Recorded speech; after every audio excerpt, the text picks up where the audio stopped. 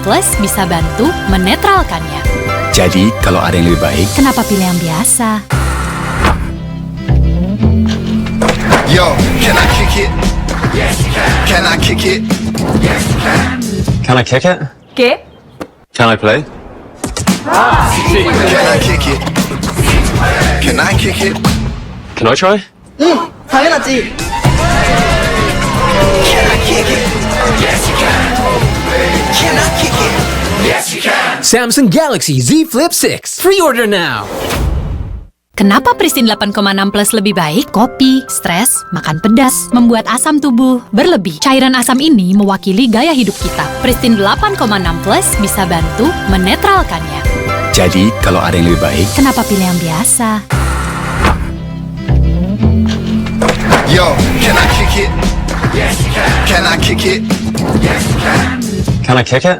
Oke. Can I play? Can I kick it? Can I kick it? Can I try? 당연하지. Can I kick it? Yes, you can. Can I kick it? Yes, you can. Samsung Galaxy Z Flip 6. Pre-order now. Astaga naga, bangkit! Kopi naga cappuccino, ngantuk, minum. Astaga naga, bangkit! Lesu, astaga naga, minum. Bangkit, jadi gagah. Kopi naga cappuccino, gagah, nambah tenaga. Kami ingin mendapat pengetahuan dan informasi tentang perjalanan sidang PK. Kami mulai. Apakah benar Pengadilan Negeri Kota Bandung telah membebaskan dan mengabulkan pra-peradilan Peggy ketika saudara dan kawan-kawan membela di Pengadilan Negeri Bandung? Betul sekali bahwa permohonan pra-peradilan yang kami ajukan untuk kebebasan Peggy alhamdulillah dikabulkan tanpa ada perlawanan dari pihak tergugat. Karena dalil-dalil yang kami sampaikan itu sungguh sangat luar biasa dan sangat berdasar.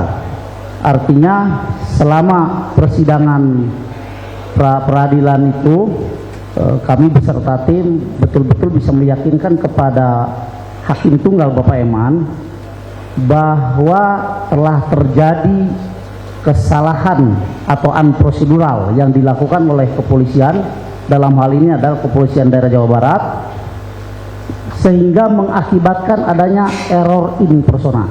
Demikian. Apakah dalam pengajuan bukti pra-peradilan itu saudara dan kawan-kawan menyertakan putusan nomor 3, 4, dan 16? Betul, kami dalam pra-peradilan itu menyertakan juga bukti putusan, terkhusus putusan nomor 4, yang mana di dalam putusan tersebut itu disebutkan adanya 3 DPO ya, 3 DPO yakni Peggy Setiawan Peggy alias Peron, mohon maaf, kemudian Dani dan Andi. Nah, Peggy alias Peron ini diasumsikan oleh pihak kepolisian sebagai Peggy Setiawan klien kami, padahal secara nyata dalam kejadiannya bahwa Peggy Setiawan klien kami itu pada saat kejadian di tahun 2016 itu dia sedang berada di Bandung karena dia adalah kuli bangunan. Nah, di dalam berkas perkara persidangan tahun 2016-2017 itu disebutkan bahwa klien kami adalah otak pelaku pembunuhan berencana, sehingga ancaman hukumannya pun luar biasa, ancaman hukuman mati. Nah, untuk meyakinkan itu kami meminta pada saat itu kepada majelis hakim dan kepada tergugat ya, termohon untuk menghadirkan alat bukti yang berhubungan dengan kasus pembunuhan yang didakwakan kepada 7 terpidana, 8 dengan sakat natal, dan juga yang dituduhkan kepada klien kami, yaitu berupa pedang pendek atau parang lah begitu. Karena di dalam putusan itu dinyatakan korban itu meninggal karena ditusuk punggungnya. Nah, tetapi ternyata barang bukti itu tidak pernah muncul di persidangan. Artinya kami menyimpulkan bahwa dengan tidak adanya barang bukti berarti kasus pembunuhan itu tidak ada. Demikian. Artinya saudara mau menyampaikan bahwa ini adalah pra peradilan tanpa barang bukti itu? Betul. Karena setiap kasus pidana, apalagi kasus pembunuhan, di mana di dalamnya dicantumkan ada luka tusuk dan lain sebagainya, barang bukti itu harus hadir. Karena walau bagaimanapun juga antara barang bukti, korban dan pelaku itu harus bersesuaian. Ya, kalau seseorang dituduh membunuh dengan menusukkan katakanlah pisau atau pedang dan pisaunya harus ada. Tidak bisa dia dituduh membunuh dengan pisau dan pedang, yang disodorkan balok kayu, kan tidak nyambung. Demikian. Apakah selama proses pendampingan Peggy di Polda Jabar, saudara saksi mengalami kesulitan atau akses untuk bertemu dengan Peggy pada saat itu? Awalnya memang luar biasa. Kami sangat sulit ya untuk menemui Peggy Setiawan, klien kami.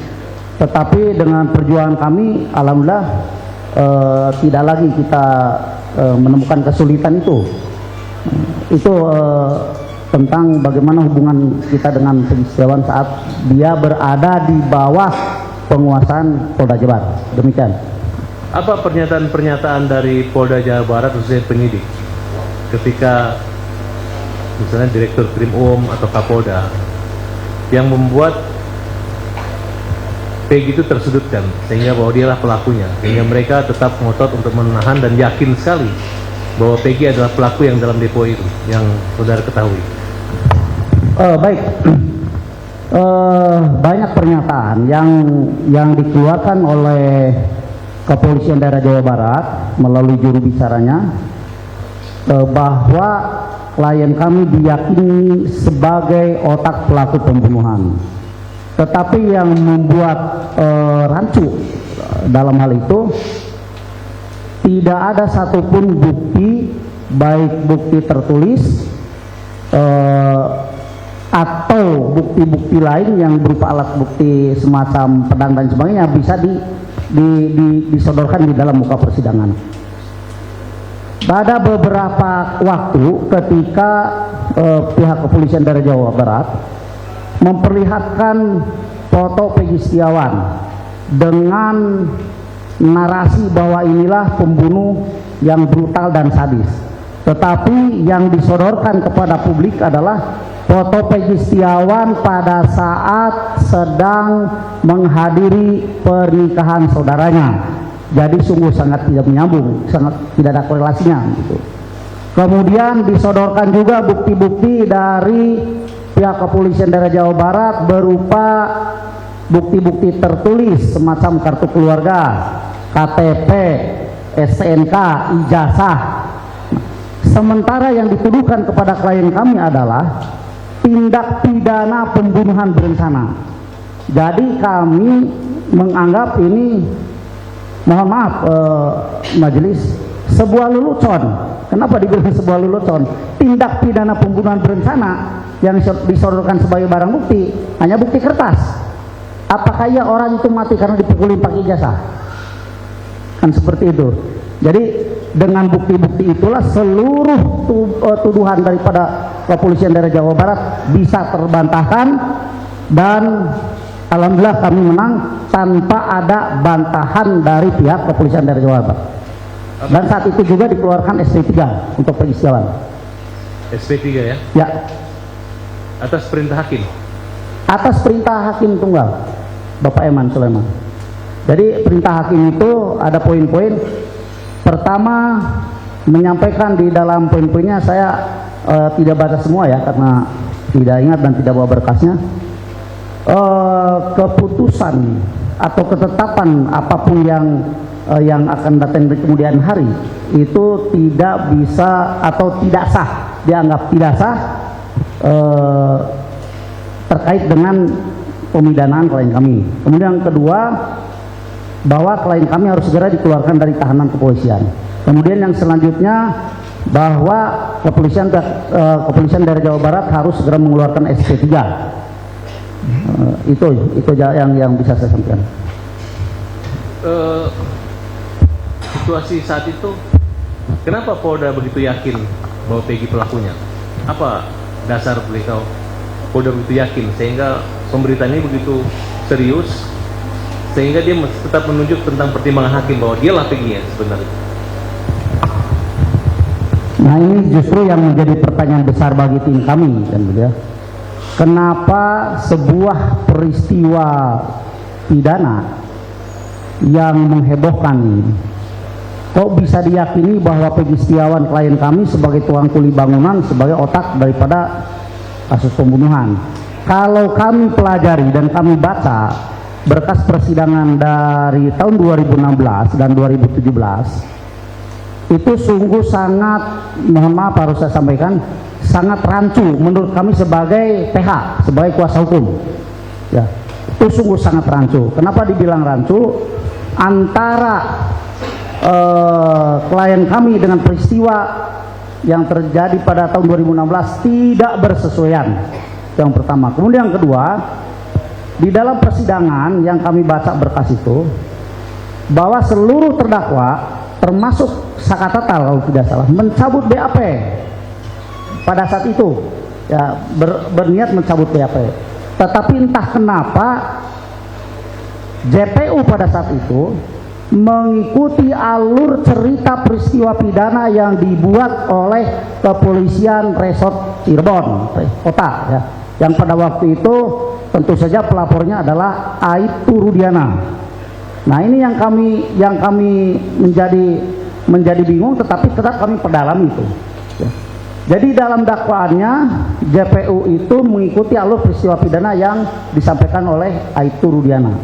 Kemudian para terdakwa berupaya dan berusaha untuk mencabut BAP, tetapi kemudian JPU juga melanjutkan dakwaannya dengan tuntutannya yang sama, yaitu bahwa peristiwa pidananya seperti itu, dan majelis hakim pada saat itu memutuskan perkaranya sesuai dengan alur peristiwa pidana yang disampaikan oleh JPU pada saat itu.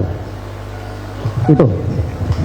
Kira-kira bukti-bukti apa aja dan saksi-saksi siapa saja yang dihadirkan oleh Bitkum Polda pada saat itu yang membuat yang waktu itu yang berusaha untuk meyakinkan hakim sehingga tetap ditolak? Bukti apa yang dimiliki oleh Polda Jawa Barat?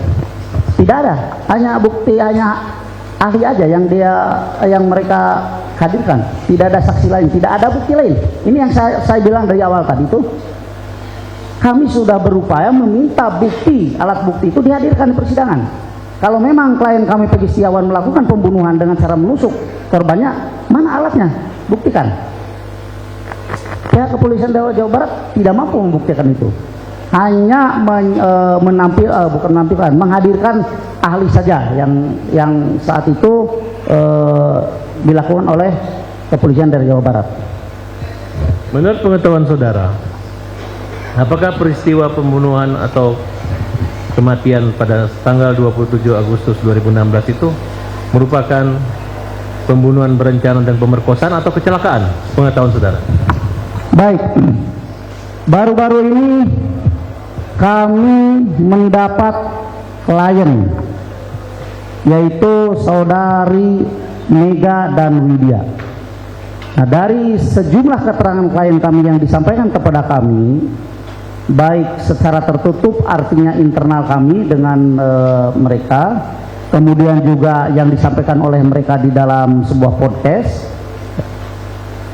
justru ini adalah sebuah, menurut kami ya, mohon izin menurut kami, karena boleh dong kami sebagai kuasa hukum berasumsi ya, untuk demi kepentingan klien kami lah itu, bahwa menurut kami apa yang selama ini diperbincangkan di luar sana tentang adanya kasus pembunuhan, apalagi pembunuhan berencana yang terjadi di tahun 2015, ini sangat terbantahkan dengan adanya apa yang disampaikan oleh klien kami. Dari mana kami bisa mendalami dan mempelajari itu, durasi waktu yang disampaikan oleh klien kami bahwa pada jam 22 lebih belasan, ya, apakah 15 atau 18 menit, Vina itu intens menghubungi klien kami. Ini intens, miss call berapa kali. Tetapi sama klien kami tidak diangkat karena klien kami, terutama Widi, itu udah tahu maksudnya bahwa dia mau diajak keluar main kan itu. Nah di jam 22.30 menit korban sudah tidak bisa dihubungi. Artinya jeda waktu 12 menit kurang lebih, kalau diasumsikan sebagai tindak pidana pembunuhan, apalagi disertai dengan pemerkosaan, ini sangat hal yang sangat tidak mungkin menurut pendalaman kami, ya, sebagai PH daripada Widi dan Mega. Kenapa seperti itu? Orang kalau mohon maaf ya, ini kan di dalam berkas persidangan 2016 itu kan korban diperkosa 11 orang. 11 orang, bukan 1-2 orang. 11 orang memperkosa Vina. Kemudian kalau kami sesuaikan dengan waktu yang ada hanya 12 menit. Bagaimana bisa? Sehingga kemudian yang kedua, kami mendapatkan visual foto, ya. Foto yang disodorkan kepada kami, ya, ada dari kami kan berbagai macam sumber, ya, minta dong fotonya ada. Di dalam foto itu kami lihat sama sekali tidak ada bekas penganiayaan, ya, ini menurut pendalaman dan penilaian kami, ya, tidak ada bekas penganiayaan. Ada sebuah foto yang menampilkan wajahnya Vina, memang dalam hidungnya mengeluarkan darah. Tetapi logikanya kalau hidung mengeluarkan darah karena dihajar atau dihantam benda tumpul, apalagi yang dipakai hantamnya itu adalah balok, katakan begitu, ini mesti berubah bentuk hidungnya. Ini kan tidak berubah. Kemudian kalaupun darah keluar dari hidung, itu kami mengasumsikan dan menyimpulkannya karena kerasnya benturan kepala dia. Benturan itu kan tidak harus dipukul orang, Pak. Benturan itu bisa dia juga jatuh, terbentur, bisa seperti itu, ya. Kemudian di foto, salah satu foto juga yang menunjukkan wajah Eki, korban Eki, ada tangan yang patah. Nah, tetapi menurut penilaian kami sebagai tim kuasa hukum Widi dan Mega, patahan tangan itu bukan diakibatkan oleh benturan benda keras. Karena kalau tangan patah dibentur oleh benda keras, mesti ada lebam, ada biru di sekitar patahan itu. Ini kan tidak. Jadi kelihatannya tangan ini patah karena dia menahan beban. Ya, menahan beban. Mohon maaf, saya pernah patah tangan karena menahan beban badan saya. Ini tangan saya patah. Jadi patahan tangan itu juga kami nilai ini karena menahan beban, bukan karena dibentur oleh benda keras atau dipukul. Karena kalau dipukul, dibentur, pastilah dia mengeluarkan warna biru atau lebam. Kemudian kalau kita baca, mohon izin Bapak, kalau kita baca di hasil visum et repertum yang dikeluarkan pada tahun 2016, terutama yang dikeluarkan oleh Dr. Ihda yang memeriksa Vina itu, tidak ada satupun yang menyebutkan bahwa korban diperkosa.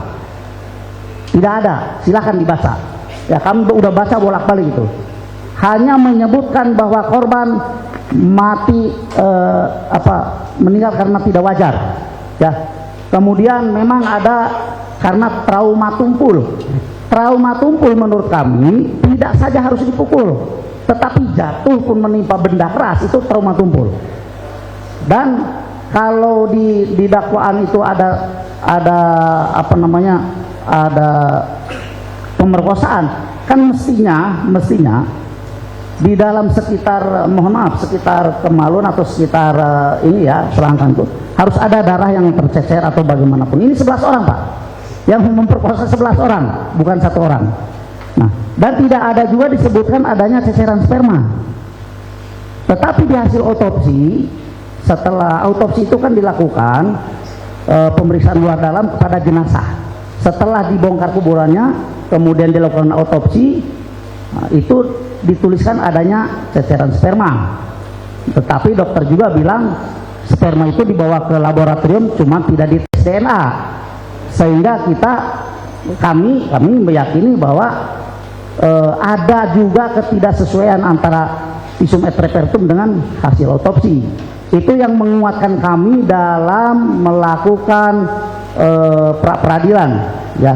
karena kami juga harus mempunyai dasar dalil-dalil yang harus kami sampaikan. Demikian. Baik, mohon izin Yang Mulia, kami memperlihatkan foto yang disampaikan apa sesuai dengan foto. Ya.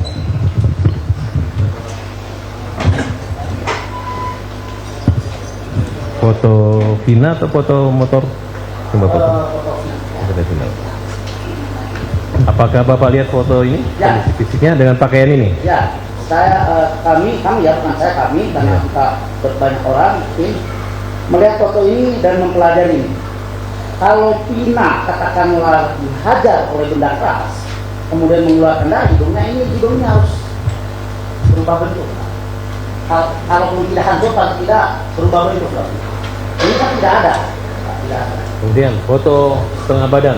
Nah, ini yang sudah sampaikan tadi. Betul, ini kami melihat ini juga berdasarkan keterangan klien kami bahwa siang harinya atau sore harinya Vina itu meminjam uang kepada klien kami untuk membeli mie dan pembalut. Nah, saya tanyakan berulang kali, ini foto laki-laki atau perempuan? Karena mohon maaf kalau majelis, ini kan beda bentuknya kan. Katanya ini foto perempuan, cuma pakai pembalut. Artinya antara foto dengan keterangan yang diberikan klien kami kepada kami itu bersesuaian. Artinya Kalau begini, mohon izin Pak Para, ada enggak sih orang yang memperkosa, kemudian pembalutnya ditempel lagi? Itu kan yang menjadi pemikiran kami. Hebat banget nih pemerkosa ya, mungkin pemerkosa Budiman kali ya. artinya saudara mau mengatakan bahwa klien saudara mengatakan pada hari itu si Vina ini lagi berhalangan. Betul. Ada terkait nggak dengan pernyataan adanya pendarahan aktif itu termasuk mensa disebutkan dalam?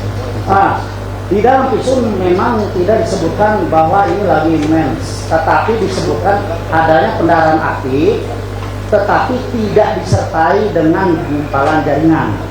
Artinya hanya darah saja kan itu. Berarti kalau orang mens sangat logis ya, hanya darah yang keluar. Kenapa darah bisa keluar? Bisa saja karena dia terbentuk dengan benda keras tadi itu, sehingga pendarahannya semakin hebat.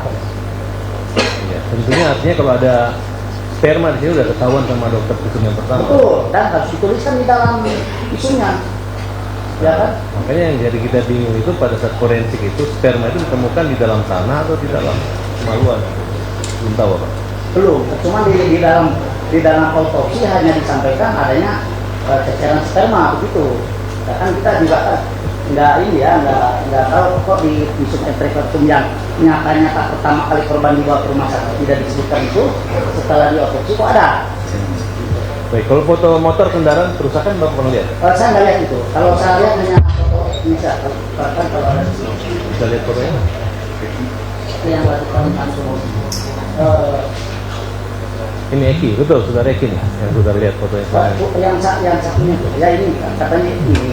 Iya. Nah, Ini kan- lukanya di kanan semua. Ya, betul. Ini kan sini kanan ya kan. Iya. Kalau di foto yang satunya kan ini patahnya Pak. Betul. Saya nggak lihat, saya nggak bisa menjelaskan informasi.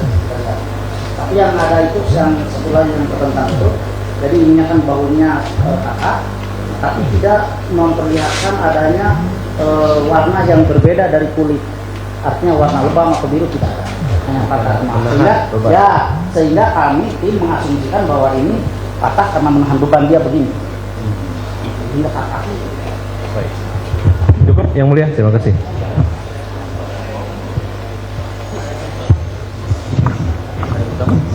Hah?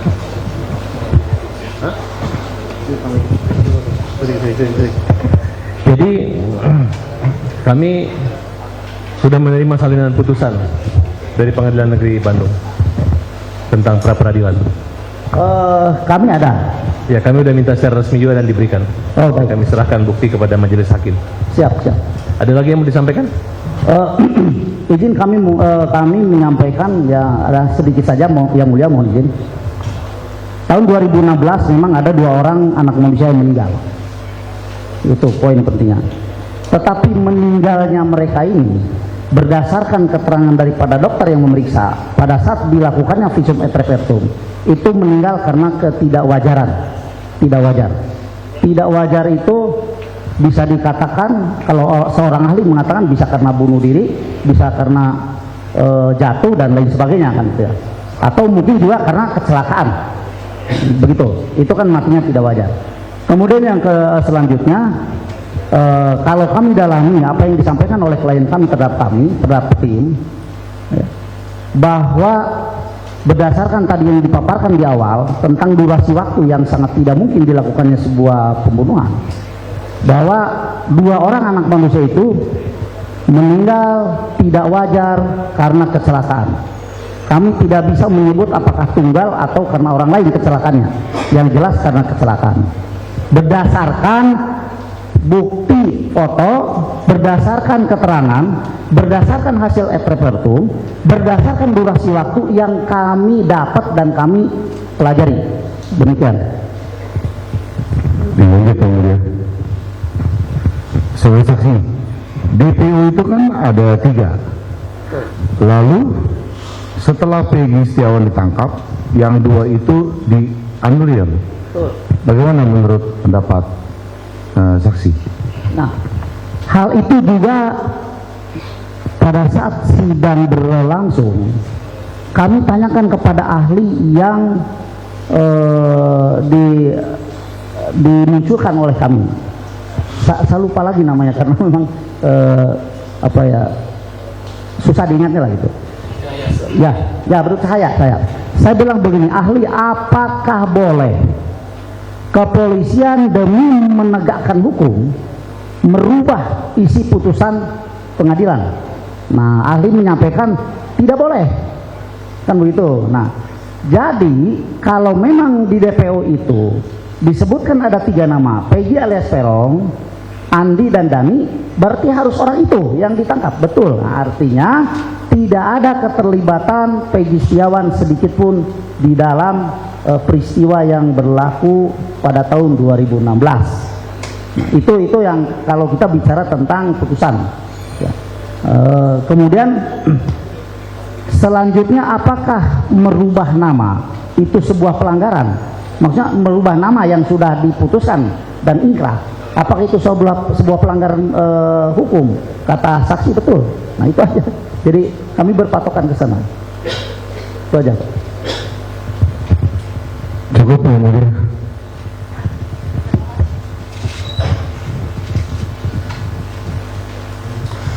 Mohon izin Pak. Ya, Pak. Sebelumnya mungkin saya ucapkan selamat juga atas berhasilnya upaya Bapak membebaskan klien Bapak. Terima kasih. Semoga dengan hadirnya kita sore hari ini bisa mengungkap semua kebenaran Amin. yang selama ini mungkin tidak terungkap ya. Tapi mungkin beberapa hal mau saya tanyakan kepada Bapak sebelumnya. Terkait tadi Bapak sampaikan bahwa ada putusan pra-peradilan yang memenangkan klien Bapak, yaitu Peggy Setiawan ya Pak ya? Betul.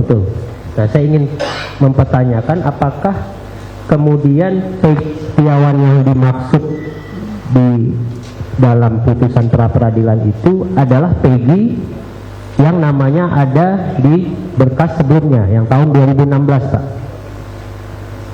Tidak ada sama sekali, Pak. Tidak ada. Di dalam berkas itu tidak pernah menunjukkan bahwa Peggy Setiawan klien kami adalah Peggy yang dimaksud di dalam berkas itu. Tidak ada. Berarti putusan tersebut menyatakan bahwa Peggy yang dimaksud di berkas tahun 2016 bukanlah Peggy yang ditangkap kemarin, seperti itu ya Pak ya? Mungkin seperti itu ya? Betul ya.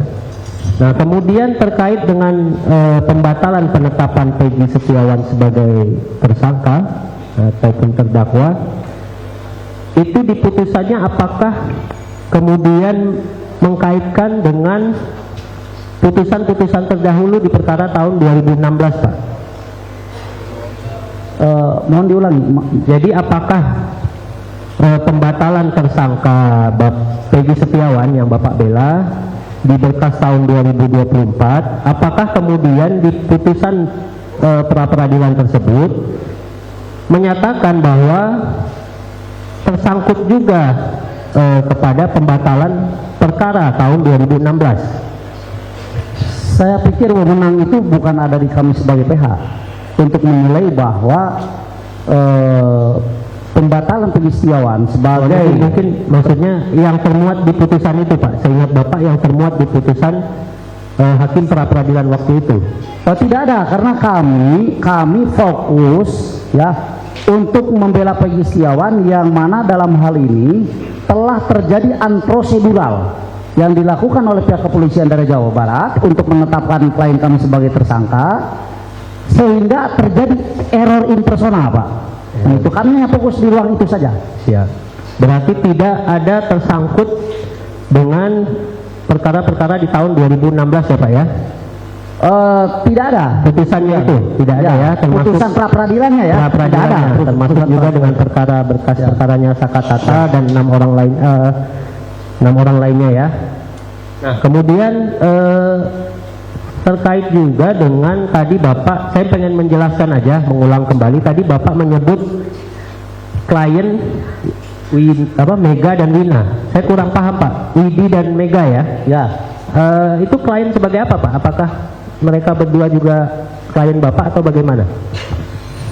Baik, mendapatkan pendampingan hukum bagi siapapun itu dilindungi oleh undang-undang. Mohon maaf.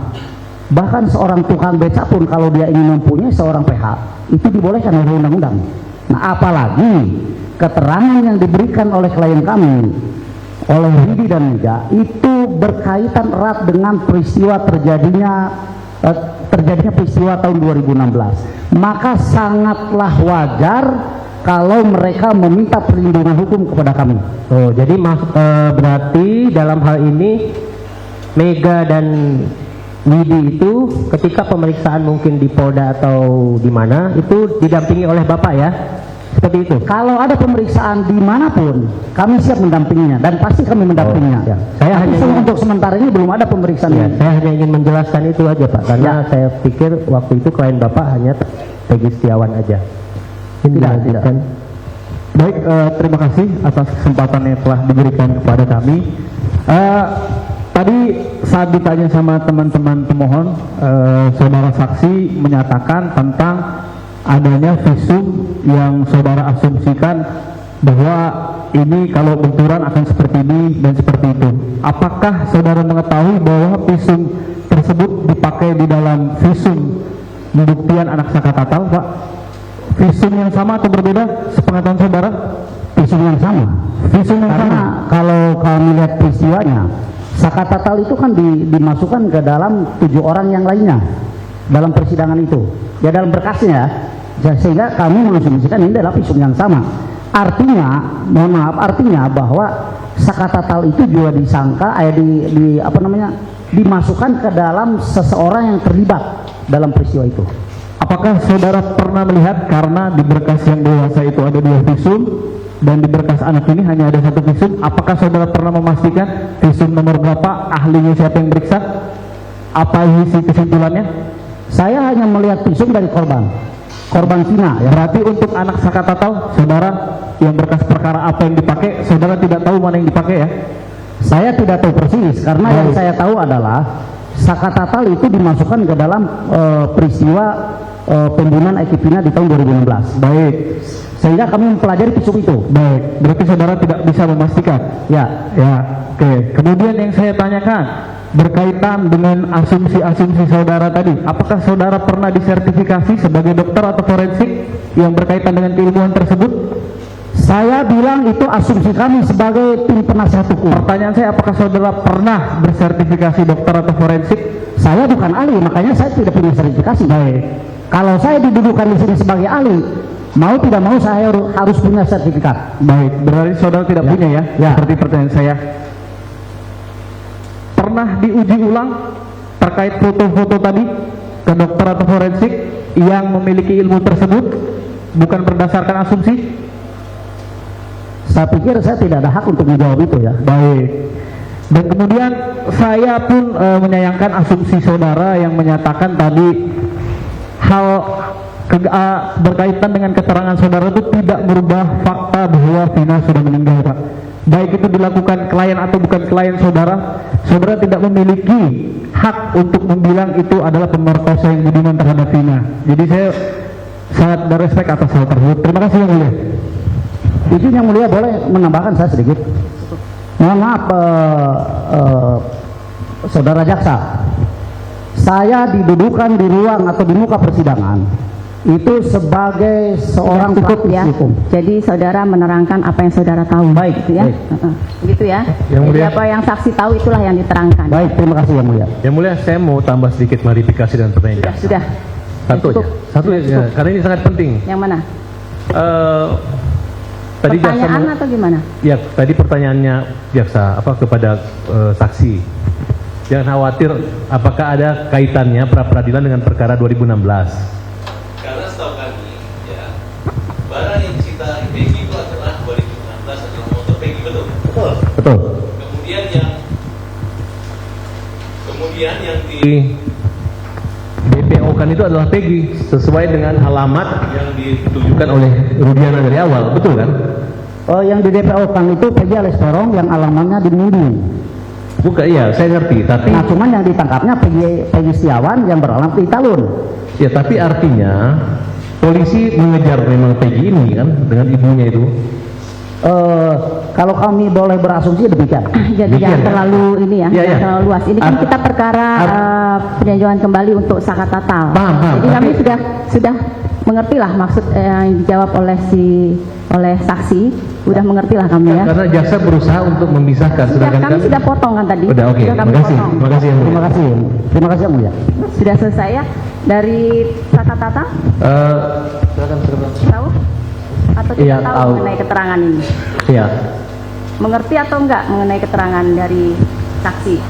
mengerti. Mengerti, tapi tidak tahu apakah benar atau tidak. Kalau benar atau tidak kan Saka kan nggak tahu, jadi kan Saka kan sebenarnya kan nggak kenal juga sama Peggy. Dimana Ya. Saka harus memastikan itu pelakunya. Ya, betul. Terima kasih untuk keterangan saksi. Silahkan kembali. Sama-sama yang mulia. Terima kasih. KTP-nya. KTP. Belum pulang kan? Betul. Hah? Belum pulang? Nggak, belum kan? Oh, ya. Cek kontak ya. Oke.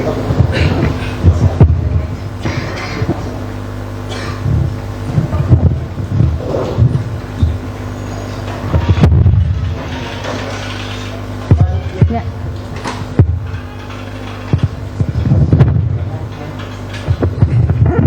Saksi selanjutnya Terima siapa? kasih Pak Muhtar Effendi. Untuk selanjutnya saksi untuk sumpah hukum ya. Ya, kita break dulu ya. Sholat asar sudah Boleh. 4:30. Sebentar aja kalau ini. Hanya sholat. Berapa lama? 15 menit.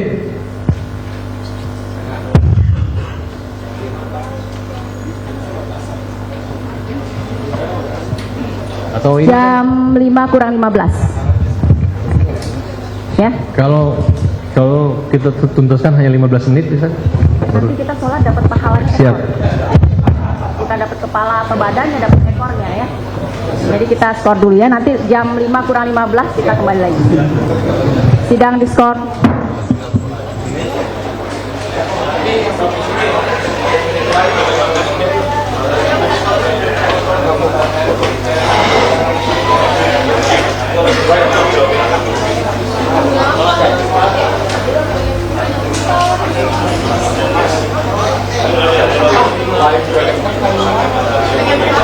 Ya pemirsa, demikian tadi kita saksikan jalannya sidang peninjauan kembali Saka Tatal, di mana beberapa saksi sudah memberikan keterangannya di hadapan majelis hakim. Tadi yang terakhir adalah Muhtar Effendi selaku saksi sekaligus kuasa hukum dari Widi dan Mega yang menyampaikan fakta-fakta terkait apa yang ia ketahui dalam penanganan terhadap kliennya sebelumnya, yaitu Peggy Setiawan, termasuk fakta-fakta yang dihadirkan dalam sidang pra-peradilan Peggy Setiawan yang memang dijadikan salah satu novum oleh pihak kuasa hukum Saka Tatal dalam persidangan peninjauan kembali pada sore hari ini. Dan kita saksikan bersama, saat ini sidang masih break untuk sholat asar. Tadi juga pihak kuasa hukum Saka Tatal mengatakan ternyata masih ada saksi lagi yang akan dihadirkan, yang akan memberikan keterangannya di muka persidangan. Kita tunggu siapa saksinya. Setelah sebelumnya saksi yang sudah dihadirkan ada 8 orang total, ada Liga Akbar, kemudian juga ada Renaldi sepupu Saka Tatal, ada Wigi dan Mega, yaitu teman dari almarhumah Vina, ada Selis dan Jaka, saudara kandung Saka Tatal, dan yang terakhir adalah Muhtar Effendi yang menjadi saksi terakhir sebelum jeda break ini. Muhtar Effendi selain menjadi kuasa hukum dari Widi dan Mega, sebelumnya Muhtar Effendi juga menangani kasus pra-peradilan dari Peggy Setiawan, dan fakta-fakta yang ia hadirkan dan hasil sidang Peggy Setiawan ini dijadikan novum atau bukti baru dalam sidang peninjauan kembali Saka Tatal.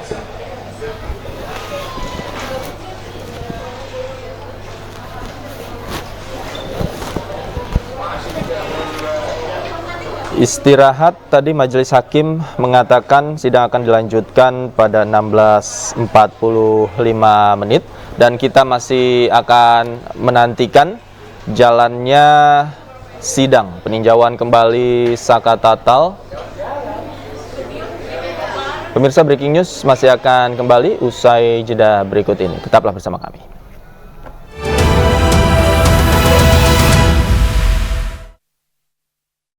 Aku sering melihat galon cuci ulang disimpan di tempat yang kotor. Jujur takut, bersih nggak ya untuk anak dan keluargaku? Kami mengerti kekhawatiran ibu. Untuk itu, Le Mineral menggunakan galon yang selalu baru agar terjamin kebersihannya. Le Mineral. Yo, can I kick it? Yes, you can. Can I kick it? Yes, you can. Can I kick it? ¿Qué? Can I play? Can I kick it? Can I kick it? Can I try? 당연하지. Can I kick it? Yes, you can. Can I kick it? Yes, you can. Samsung Galaxy Z Flip 6. Pre-order now. Semua botol bayi tertulis 100% bebas BPA. Kalau air galon, ada nggak ya yang 100% bebas BPA? Untuk itu, Le Mineral hadir dengan galon yang 100% bebas BPA, ditandai dengan kode segitiga nomor 1. Le Mineral. Can I kick it? Yes, you can. Can I try?